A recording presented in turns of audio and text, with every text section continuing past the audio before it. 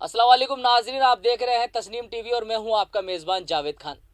राजधानी में 4 दिन से चले जर्नलिज्म से जुड़े एक कार्यक्रम के आखिरी सत्र में भाग लेने पहुंचे एआईएमआईएम चीफ असदुद्दीन ओवैसी ने एक तरफ जहां कट्टरता के सवाल पर एनएसए अजीत डोभाल से सवाल करते हुए पूछा कि राष्ट्रीय सुरक्षा सलाहकार को बताना चाहिए कि कट्टरता कौन फैला रहा है और कट्टर कौन है, उनके नाम डोभाल को बताने चाहिए, तो वही दूसरी तरफ ओवैसी ने उदयपुर कन्हैयालाल हत्याकांड मामले की घटना को प्रदेश सरकार का फेलियर बताया है।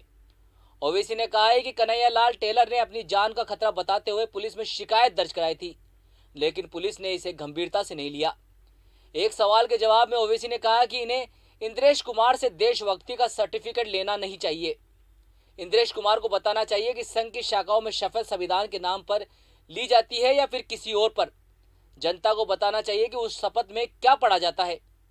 ओवैसी ने यह भी कह दिया कि वो दिन दूर नहीं जब श्रीलंका की तरह यहाँ भी हालात बन जाए और जनता प्रधानमंत्री आवास में घुस जाए। Understand their problems.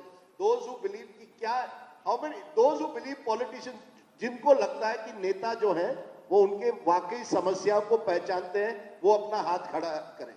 कितने लोग हैं जो समझते हैं नेता अपने लोगों की बात, ये देखिए।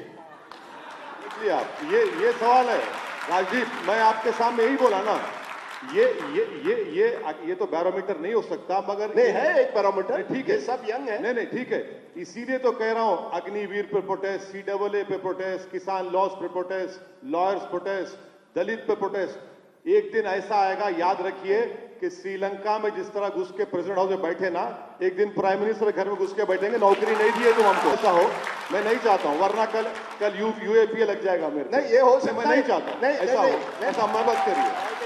नहीं ओवैसी जी, नहीं 1 मिनट, ओवैसी जी ये भी डर है कहीं वो आपके भी घर ना आए हैदराबाद में। आ सकते बिल्कुल आ सकते। नहीं देखिए राजदीप, हम तमाम लोग शीशे के घर में रह रहे हैं, हम तमाम लोग शीशे के घर में रह रहे हैं, आ सकते बिल्कुल। तो फिलहाल इस बड़ी खबर में सिर्फ इतना ही। देश और दुनिया की दूसरी बड़ी खबरों के लिए आप देखते रहिए तस्नीम टीवी। अल्लाह हाफिज।